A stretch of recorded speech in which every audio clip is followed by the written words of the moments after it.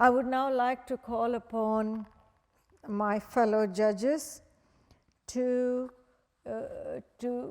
speak, to share their reflections, and to give some sort of directions to all of you as jury. As we said in the morning, this is a responsible job. You have heard the evidence, and now is the time when you will have to make a decision on how you assess the evidence and your position on what you have heard. But before we do that, I will ask the judges to give their reflections and to share their thoughts on that. Do you want to start? Or, yeah.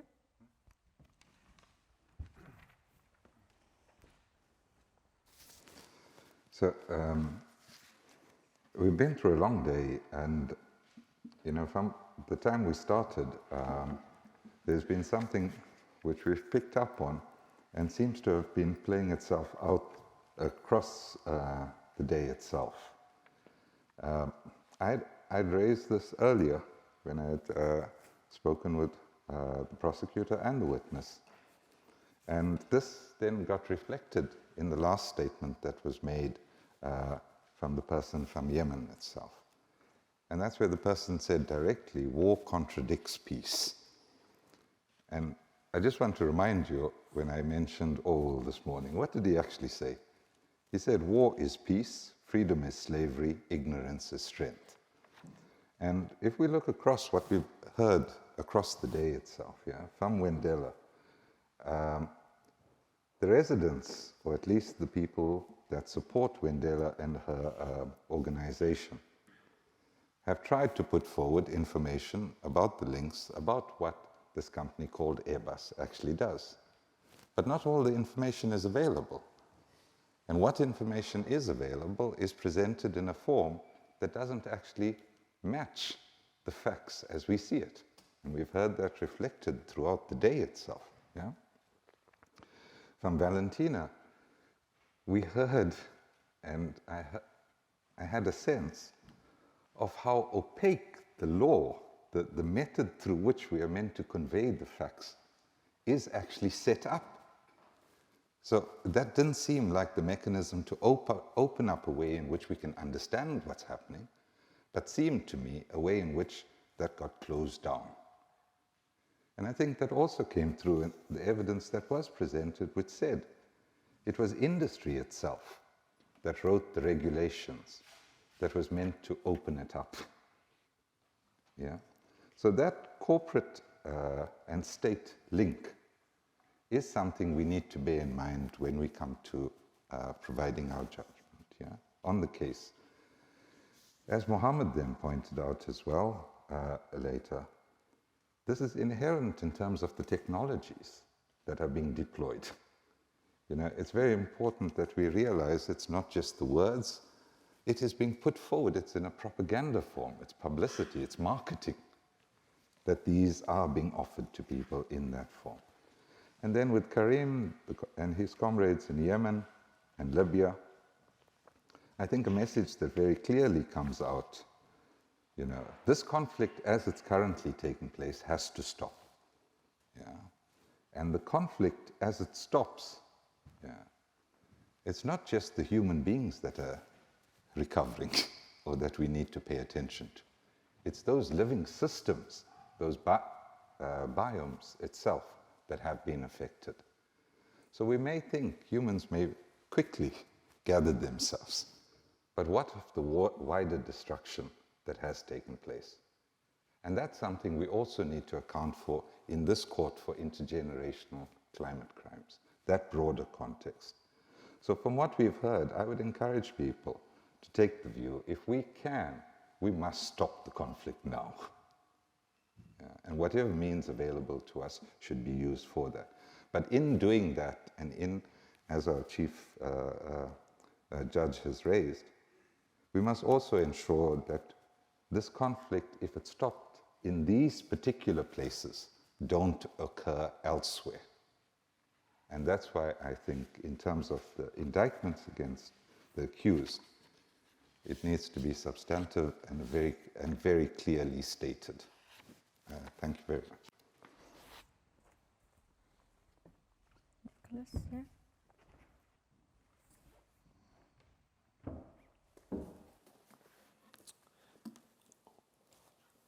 I'd like to address the jury, or to those members of the juries who may be thinking, okay, well, this is certainly a set of crimes against humanity even, but it's war. It's nothing to do with climate. That surveillance of people is nothing to do with climate. It's not a climate crime. And I'd like to ask you to think beyond that, a bit more broadly, as the statute that we're using to try this process requires us to do.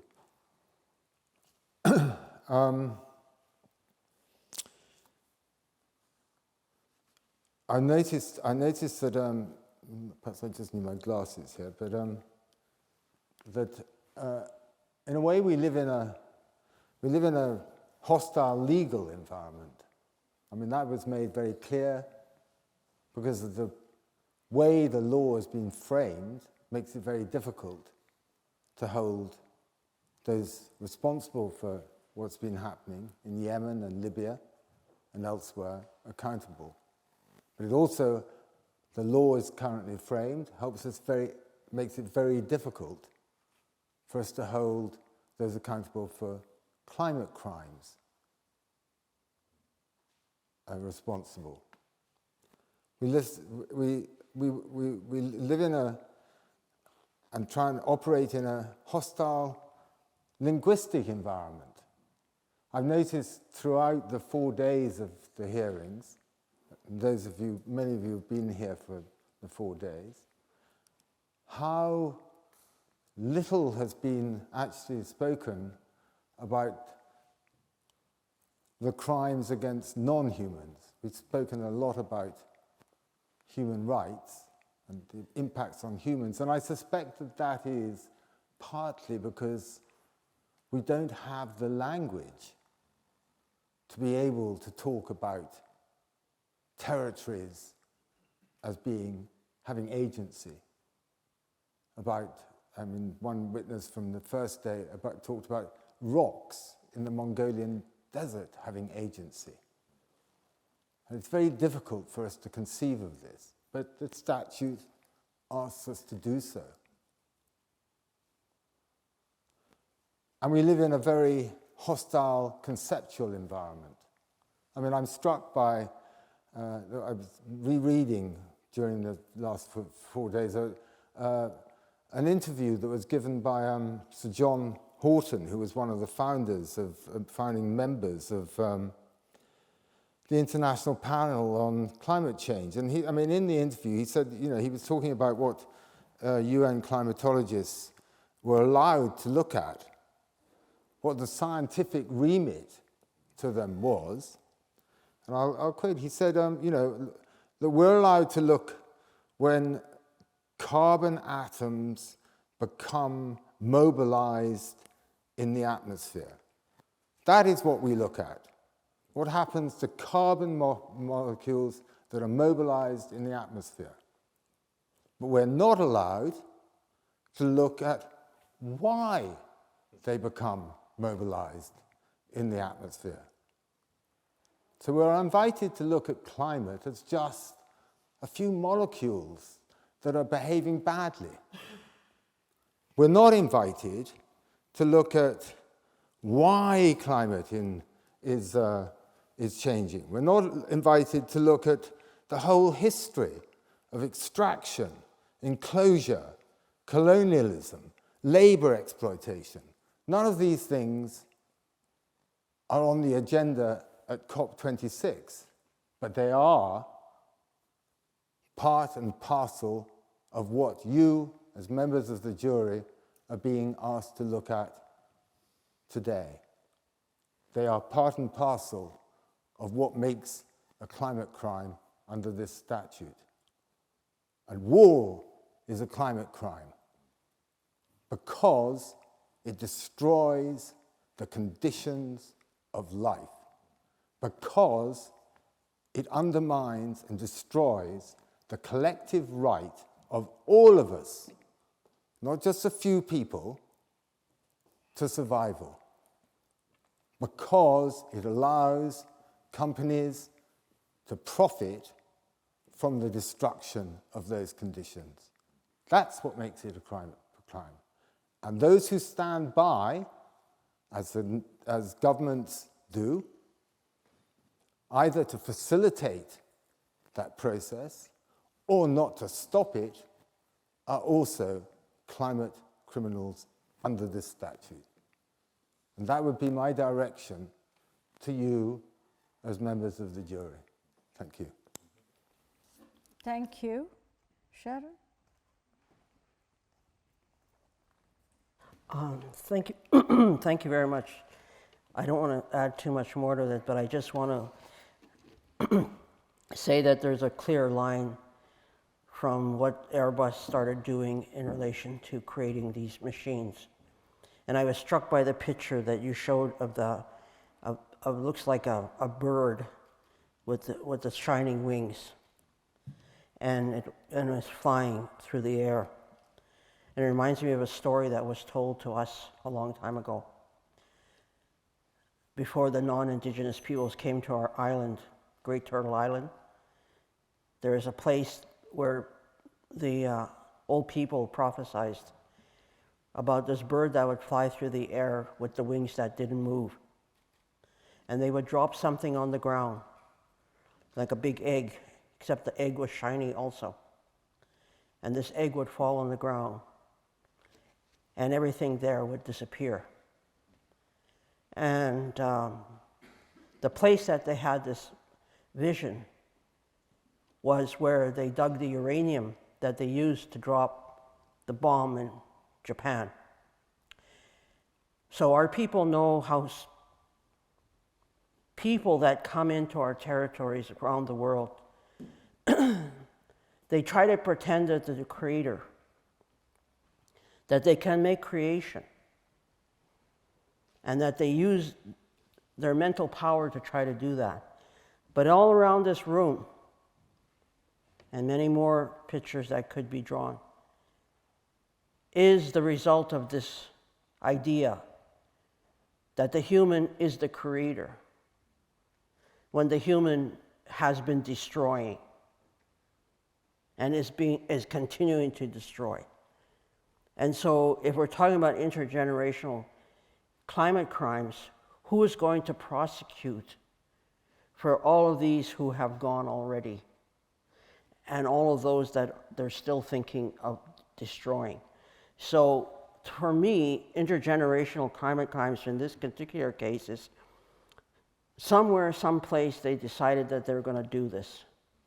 And then they created a proxy war where they tested out their machines. And then they used those machines to destroy life. But we're not responsible because it's just a machine dropping bombs, destroying. That's not our responsibility. And yet all of the creation is being disrupted by their activity. So there is a link between your silver bird in the sky, the silver bird in my territory, destroy. And who has to be responsible for that at the end of the day? Our peoples who are left there to pick it up. So I'm asking you, think about that, because we have to think about the future generations. What is left for them? All of your children will never see these things that are on these pictures. Or the another 25 that the American government just announced on Great Turtle Island that they have destroyed. They are not coming back. The big-headed red woodpecker, extinct, gone. Never see it again. Our Turtle Island, rebranded and called America, that's what they destroyed, and they're continuing to destroy. So I think if we're going to take responsibility, we have to stand up and be responsible. We have to be adults. We're not children. We have to be adults. So that's what I think you have to think about. Are you going to be adult about it, or are you going to still be a child and say it's not my fault? So, thank you.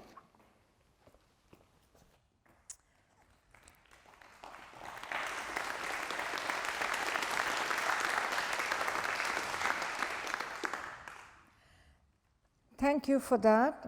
And now it is my turn to share my reflections and directions to all of you here. I want you, we heard the defense witness today who made a statement on behalf of Airbus. We should never, never disregard anybody, even if it is someone wanting to defend Airbus in whatever way. By doing that, we take the same majoritarian mindset and mentality that we find outside this court. In this court, we don't do majority-minority. We take all views with respect, and I would like the jury to take that view with respect and to give it due consideration. And I want to focus, I concur with all my other judges who have made their thoughts, but I want to focus my reflections on what was said on behalf of Airbus. And I'm reminded here of our own histories. And I want you to think about who makes history. In 1757, when the Battle of Plassey, we lost, and the British thought we were finished. We came back. In 1857, the British thought, the British nearly lost. They thought we were finished after that. 1947, we came back again because British thought this was the jewel in their crown and we would be there forever. And we are still fighting. We are still fighting the corporations, etc. And some people may think this is foolish. And you could say this for many people who thought slaves would fight and Haiti would host the first flag of a free, end of slavery. Of course, people here try to think that they've introduced abolition law and therefore slavery ended, but the Haitians were the first ones who said that, we don't recognize this. And then I think of our own indigenous people. Again and again and again, they were beaten. And again and again and again, people thought we would come, they were finished, they would be absorbed, they would be assimilated. And they are still there, and they are still talking about the indigenous people's slogan in our country is forest, jal, jangal, jameen, water, forests, and land. And that water, forests, and land remains water, forests, and land. It has always remained. When Israel was established, Israeli strategy was one generation of Palestinians, and then things would all go away. The Palestinians would all disperse around the world, and then some would become absorbed and everything. But we still hear every day newspaper reports about Gaza and about whatever, all those things. And those things leads me to ask, and we heard from Mohammed today about patrolling and surveillance. And all those people, and there is a lot of investment put into surveillance because there is this feeling that by strengthening the surveillance mechanisms, somehow by policing, you can stop people from coming. And through all these things, there is one fundamental, what the statute refers to as the law of life. And that law of life I learned from my grandmother. And my grandmother used to say that if you stamp a worm turns, even a worm turns. Of course, it will die. If you have boots and you stamp it, it will die. But before it dies, it will turn. It will try to live. And her point was that survival does not depend on human laws. Any form of life will struggle to live till its last breath. This is the law of life. This is the law that this court accepts. Outside this court, of course, there is a law that thinks that surveillance can stop people from fleeing, but it hasn't stopped, because there has been policing going on for a long time. People have not stopped coming to Europe, because till their last breath, every human being will try to protect their families, their environment, their birds, their animals, their forests, whatever. Every life form will try to struggle to live. As my grandmother used to say, even a worm turns. If that is the larger law of life, we need to take that into consideration when we are in this court. And therefore, I would say to you, think carefully, what is life and why people, still talk about these things. Who makes history? Who thought, slaves would rebel? Who thought these things would happen? And to take a longer perspective on life and survival and what it means to be human. I think that is a central question that this court is interested in. What does it mean to be human? Can a legal entity like Airbus be human? Can we even expect it to be human? And therefore, answering that question requires us to reconnect with our own humanity. Because if we don't reconnect to our own humanity, we accept that a legal person and a natural person are one and the same. Do you accept that? That is the question, I think, that is central for this discussion. So I would say pay careful attention to whatever was said by the defense when you make your decisions. And on that note, I will call on you to decide.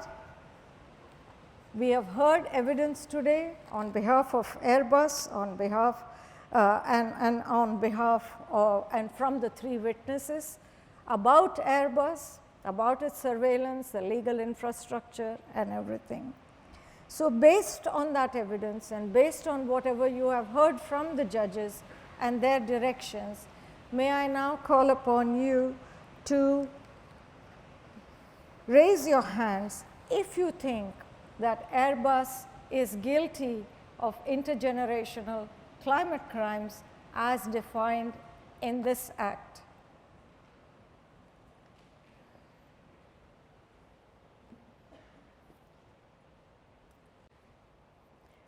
Those of you who wish to, and those of you who think that the state of Netherlands is complicit and responsible for Airbus's activities and whatever you have heard, the impacts, please raise your hands if you think it's guilty.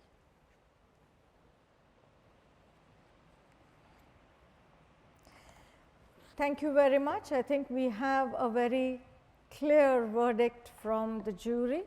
We will take away your comments, your contributions, your sentiments, your votes on the issue, and we will go back and write our judgments. When the judgments are ready, they will be published, they will be communicated in due course. When it's ready, we will have to confer amongst ourselves, the judges, and we will produce the concluding decision on the basis of your conviction today. Thank you.